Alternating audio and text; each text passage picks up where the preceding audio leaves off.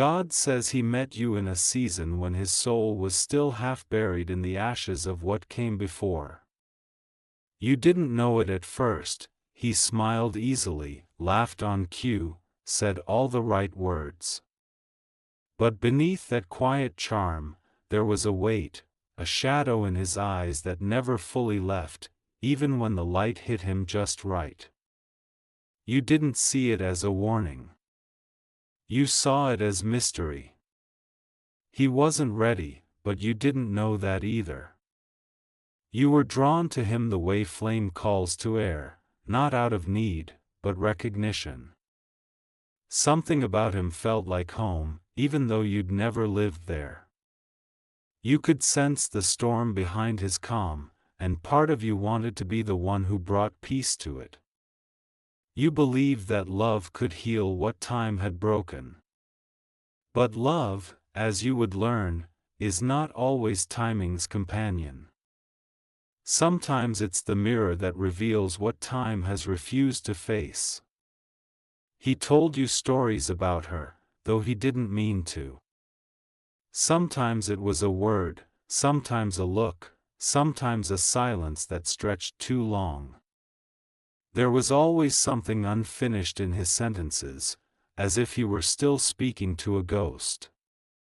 He didn't compare you directly, but you could feel her shadow between the pauses. It was the way he hesitated before saying your name, the way his eyes drifted to places where memory lived. You tried not to notice. You told yourself it was just history. Everyone has one. But you could feel that history wasn't behind him, it was still walking beside him.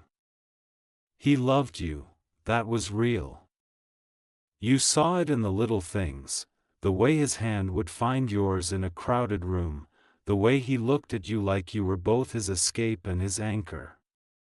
But love that's shared with ghosts is love that burns unevenly.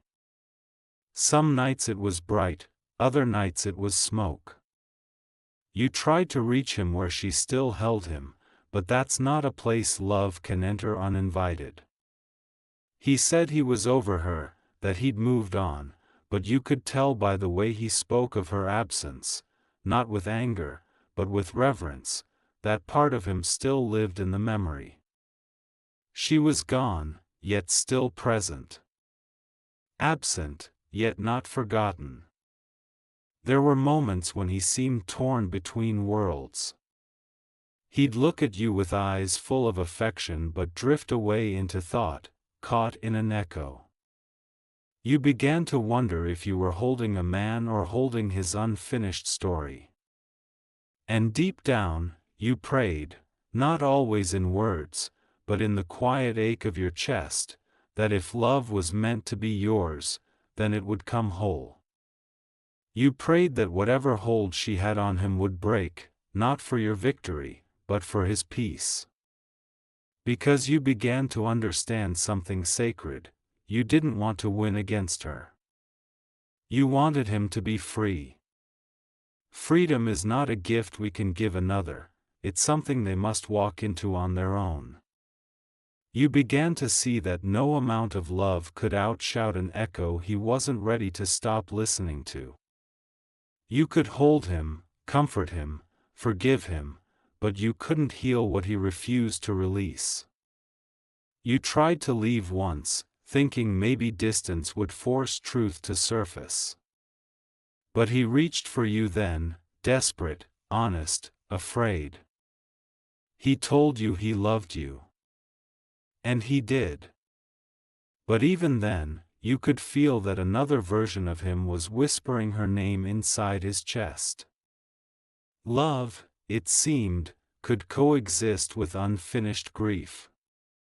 You stayed. Not because you were weak, but because you hoped. You believed in redemption stories. You believed in second chances. You believed that maybe, just maybe, if you loved him enough, the part of him still tied to her would let go. But love does not compete, love reveals. And revelation always comes with pain. It came one night, quietly, like all truths do. He wasn't cruel. He didn't confess betrayal. He simply looked at you with tears that belonged to another time, and you knew. You knew that his heart was split, not by choice, but by memory. You realized then that you were not losing him to her, you were losing him to the part of himself that had never healed. You wanted to scream, but you didn't.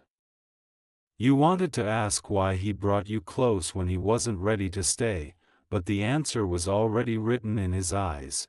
He wanted to be healed, and he thought love could do it. He thought you could do it. But love cannot erase history, it can only shine a light on where healing is still needed. And so the breaking began, not with anger, but with truth. You held him one last time, and in that silence, both of you knew, it wasn't love that failed. It was timing. It was fear. It was the ghost that still lingered between the living. But you didn't curse him. You didn't hate her. You simply walked away with a kind of grace that even heaven must have noticed, because sometimes the holiest thing a heart can do is let go without bitterness. That night, you looked at the sky and whispered, if he's meant to find his way back, let him come healed. And in the quiet that followed, something shifted, not in him, but in you. The chains you didn't realize you carried began to loosen. Because love, when it ends, isn't always a failure. Sometimes it's the universe saying, you were never meant to fix him, you were meant to free yourself. He thought silence would be easier, but it wasn't. The day you walked away, the air shifted, not loudly, just enough that everything felt unfamiliar. The space you once filled became a mirror. Every corner of his life reflected something missing. It wasn't only you, it was what you represented, the chance to be whole again. At first, he tried to distract himself. Work, noise, people, anything to keep from listening to the echo you left behind. But the quiet always returned, and with it came the truth he had buried beneath the rubble of old love. He had never truly said goodbye to her. He had said the words, but not the goodbye that lets the heart move on. It was as if part of him had stayed behind, pacing the ruins of what used to be, trying to rewrite what was already over. He began to remember her not as she was, but as he wanted her to be. Memory does that, it edits, softens, distorts. In his mind, she became light, perfection, the one that slipped away. But the truth was different. The truth was that they had broken each other slowly. That love had been real, but it had also been heavy, full of expectations neither could carry. He had loved her like someone trying to hold water in his hands, tightening his grip until all of it spilled away. You had seen that even before he did. You saw that his love for her wasn't alive, it was preserved, frozen in regret. You had tried to melt it with kindness, but some hearts must thaw from within. Now, without your warmth beside him, the frost began to crack. He found himself alone with questions he had avoided for years. Why did her leaving still define him? Why did he mistake comfort for closure? Why did he try to love again when he hadn't yet forgiven himself? It's strange how truth often enters through pain. He would lie awake at night and feel the ache of your absence, but behind it, a deeper ache began to speak, one that had nothing to do with you. It was the ache of his own unhealed story. The boy who had learned too early that love could vanish without warning. The man who carried that fear into every new beginning. He started to remember things he had long buried, the sound of slammed doors, promises broken, the first time he decided it was safer not to feel too deeply. He realized he had been living half-present, half-guarded, offering pieces of himself but never the whole. Love had become a performance of closeness rather than the act of being known. You were the first person who had seen through that performance. You saw the unfinishedness in him and didn't turn away. That was why your leaving hurt differently. It wasn't just loss, it was exposure. You had held up a mirror to his soul, and now he had to face it. In the weeks that followed, he withdrew. Friends noticed the distance, but they didn't understand. Healing doesn't announce itself. It happens quietly, beneath the noise of everyday life. He started writing again, something he hadn't done since before her. At first, it was aimless, scribbles on scraps of paper. But then, slowly, the words began to find rhythm, honesty, confession. He wrote not to forget, but to finally tell the truth. He wrote about you, not romantically, but reverently. About how you had shown him what peace could look like. How you didn't demand his healing, only invited it. How your leaving had not been rejection but release. He wrote until the pages were heavy with salt, not tears of regret, but of understanding. And one night, when the city was sleeping, he drove to the edge of the river where he and she had once promised forever.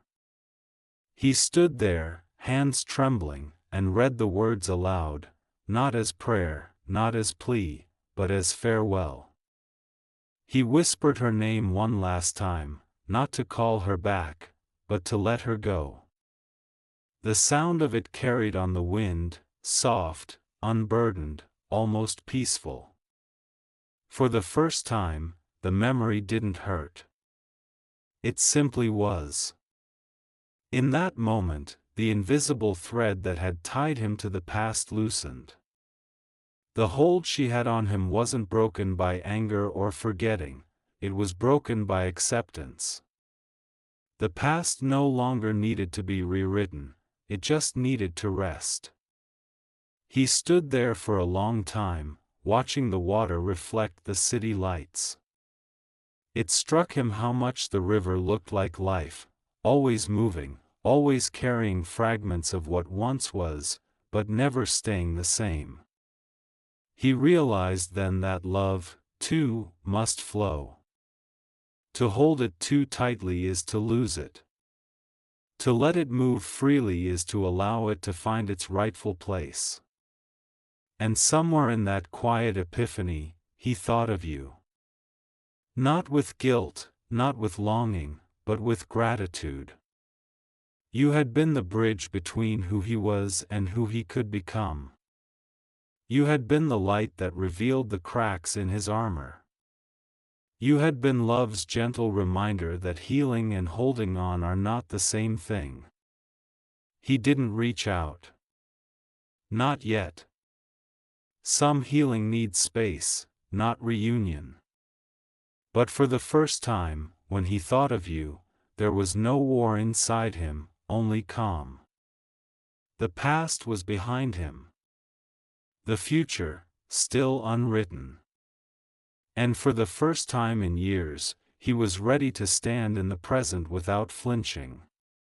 For you, the healing began differently. It didn't start with a grand decision or a sudden wave of clarity, it began in the smallest, quietest ways. You started noticing the mornings again. The sky no longer looked empty, it looked honest. Blue when it wanted to be blue, gray when it needed to be gray. You stopped demanding beauty from everything. You simply let things be. There was a kind of power in that surrender. After all the waiting, after all the tears that had nowhere to land, you realized something almost sacred: not every story ends with closure from another person. Sometimes, it ends when you finally give closure to yourself. At first, the loneliness was sharp. You caught yourself checking your phone, expecting his name to appear like an apology you didn't know how to refuse. But it didn't come. And slowly, you began to understand that maybe it wasn't supposed to. You had spent so long trying to be the light for someone lost in their own shadow that you had forgotten your own. There were days you blamed yourself, for caring too deeply, for believing too quickly, for staying when you felt unseen. But the truth that love taught you, in its most painful form, was this: you were never wrong for loving. You were only wrong for thinking love had to hurt to be real. So you began again, not loudly, but faithfully. You cleaned the corners of your life where grief had gathered like dust. You met friends without pretending to be fine. You learned how to sit with silence without letting it become your enemy. And in the stillness, something inside you began to breathe again. One evening, you found yourself walking by the old bookstore you used to visit together. You hesitated at the door, then stepped inside. The air smelled the same: paper, ink, and memory. But instead of feeling the ache of absence, you felt a strange tenderness, as though the past was gently nodding to you, saying thank you for carrying me this far. You wandered between the shelves, fingers brushing spines of books, until one fell at your feet, a poetry collection, worn and soft. You opened it at random, and the words on the page read, "Sometimes, what breaks you is what frees you. Love doesn't die, it transforms, it becomes the courage to face the world alone, until you realize you were never alone at all." You stood there, holding those words, feeling the truth of them settle in your chest. You bought the book, not as a souvenir of loss, but as a symbol of becoming. Because that's what you were doing, becoming. Not the version of yourself who waited to be chosen, but the one who chooses herself first. Weeks passed. You noticed that your laughter returned, softer but more genuine. You started dancing again, not for anyone, not even for healing, just because music still lived in your bones. You found joy in ordinary things: the way sunlight touched your tea, the hum of the city at dusk, the kindness of strangers. And then, something unexpected began to happen. Dreams, the kind you had buried, started waking up. You remembered the things you once wanted before love distracted you: to travel, to paint, to write. So you did. You booked a trip, just for yourself, no waiting, no second guessing. The act felt defiant and holy all at once. On that trip, the world looked new. You sat beneath a sky wider than your past and realized you were no longer asking, "Why did he leave?" You were asking, "Why did I stay?" And the answer came not in bitterness, but in compassion. You had stayed because your heart was loyal. Because you believed in love's possibility. Because you were built not for giving up, but for giving grace. That realization didn't make you weaker, it made you whole. You forgave yourself for the waiting, for the hoping, for all the ways you once confused pain with destiny. Forgiveness, you learned, is not something you give others first, it's something you give yourself to make space for peace. And somewhere between one sunrise and another, you stopped hoping for his return. You didn't need him to come back for closure. You didn't need to be remembered to feel worthy. You had become your own home, and nothing could take that away. Then, on an ordinary evening, when you least expected it, a message arrived. His name on the screen didn't send your heart racing this time. It was calm, steady, the way the ocean feels after a storm. He wrote, "I don't know if I deserve your forgiveness, but I wanted you to know, I finally let go of her, and I finally understand what you were trying to show me all along." You stared at the message for a long time. There was no anger, no thrill, only a quiet knowing that life had come full circle.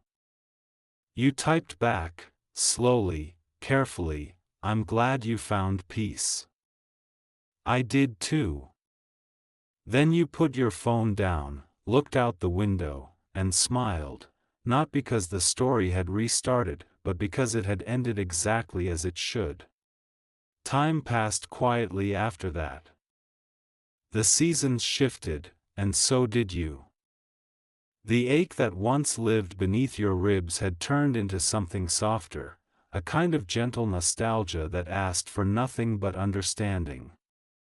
You had finally learned how to live without waiting for someone to come back, and in doing so, you discovered how to truly arrive in your own life. You no longer measured your days by what was missing. You measured them by presence, by how often you noticed the wind through your hair, the laughter of strangers, the way light scattered across walls in the afternoon. You realized that peace was never supposed to be loud, it was meant to hum quietly inside you, like a melody only your soul could hear. Then, one ordinary afternoon that didn't look special at all, your paths crossed again.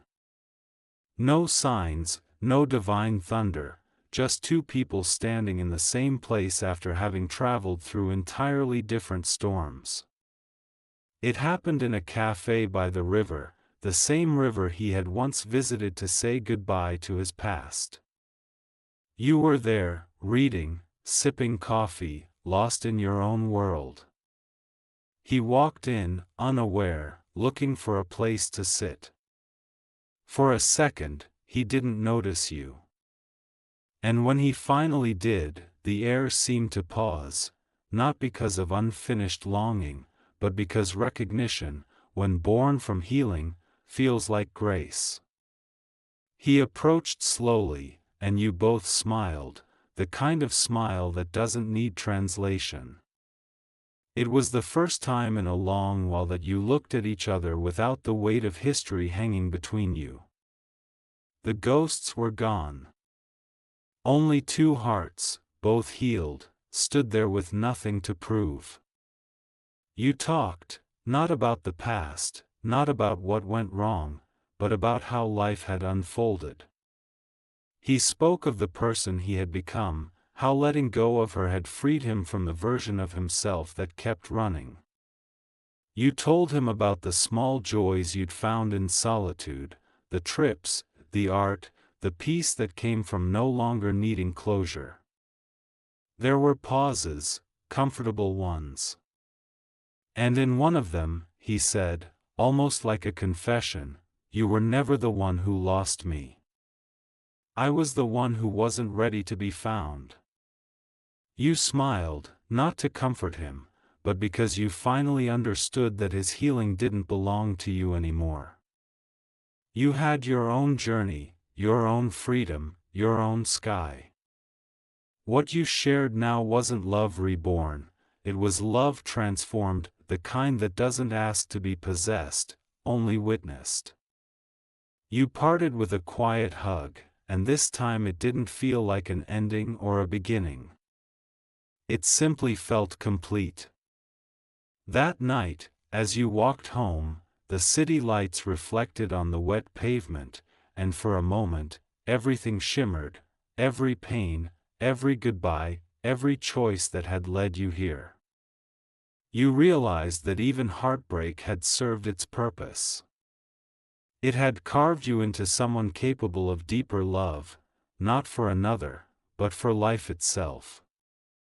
And somewhere above, unseen but certain, grace moved through the sky like a quiet whisper. This was never about losing or winning. It was about awakening. He went his way. You went yours. But both of you carried something sacred from the other, the understanding that real love doesn't cling, it blesses. It doesn't bind, it releases. It doesn't demand forever, it teaches presence. Years later, you would think of that cafe again. Not because of him, but because that was the moment you truly saw yourself, whole, unbroken, luminous. You finally understood that the love you had been searching for in others was never missing. It had always been waiting inside you, patient as dawn. And as the night unfolded around you, you whispered softly into the stillness, not to anyone else, but to the universe itself, "Thank you for the breaking. Thank you for the healing. Thank you for teaching me that love, when set free, always finds its way home." Then, with a heart both quiet and full, you closed your eyes, breathed deeply, and let the world hold you, lightly, completely, endlessly loved. Years slipped into years, not as a blur but as a rhythm you finally learned to dance to. The ache that once defined your days no longer had power, it had become part of your strength. You carried it like a scar turned into art, proof of where you'd been, not a reminder of pain, but of becoming. Your life grew beautifully ordinary, and that was its miracle. Mornings filled with sunlight and soft music, evenings with quiet laughter, the gentle routine of someone who has finally come home to themselves. You didn't need grand moments anymore. You had found holiness in the smallest ones, a stranger's kindness, a blooming tree, the warmth of your own breath when the world was still. Sometimes, when the rain came, you would think of him. Not in longing, not even in nostalgia, just as one remembers a song once loved. It played softly in your heart, but no longer hurt. You could finally say his name without your voice shaking. You could remember the story without wanting to rewrite it. He had written once more, not to return, but to thank you. The message was simple: you taught me what love really is. It took me years to understand, but I finally do. You didn't reply. You didn't need to. Some messages are meant to be read, not answered. And in that silence, there was peace, the kind that doesn't fade. You began to see love everywhere now, not as possession or romance, but as presence. In the way sunlight touched the ocean. In the way a mother held her child. In the way strangers helped each other without expecting anything back. Love was no longer something you chased, it was something you carried. One evening, you stood by the same river where everything had once felt like an ending. The water glowed under the city lights, flowing endlessly, just as it had all those years ago. But now, you understood its language. The river didn't rush toward the future or mourn what it left behind, it simply moved, reflecting whatever light touched it. That's what you had become, a reflection of light, moving forward, carrying everything and nothing at once. You closed your eyes, whispered a quiet prayer, not to ask for anything, but to give thanks. For the people who had loved you. For the ones who had left. For the lessons disguised as heartbreak. For the courage it took to stay open when life tried to make you hard. And somewhere in that moment, you felt it, not outside you, but within. That steady, boundless love that had never left, never faltered, never asked for proof. It filled every empty space, every scar, every silence. It was not his love, nor hers, nor anyone else's. It was the universe's quiet promise *, you are whole. You are loved. You are free *. You smiled through tears you didn't need to hide anymore. Then, turning away from the river, you walked home under a sky scattered with stars, not searching for signs, not looking back. Just walking, steady, certain, carrying light where there had once been loss. Because in the end, the truth was simple: no one really loses love. It only changes shape, teaching us how to recognize it again and again, in others, in the world, in ourselves. And as the night wrapped itself around you, you whispered into the wind one last time, "I promise, not to anyone else, but to your own soul. I will never forget that love is not what I lost, it's what I became."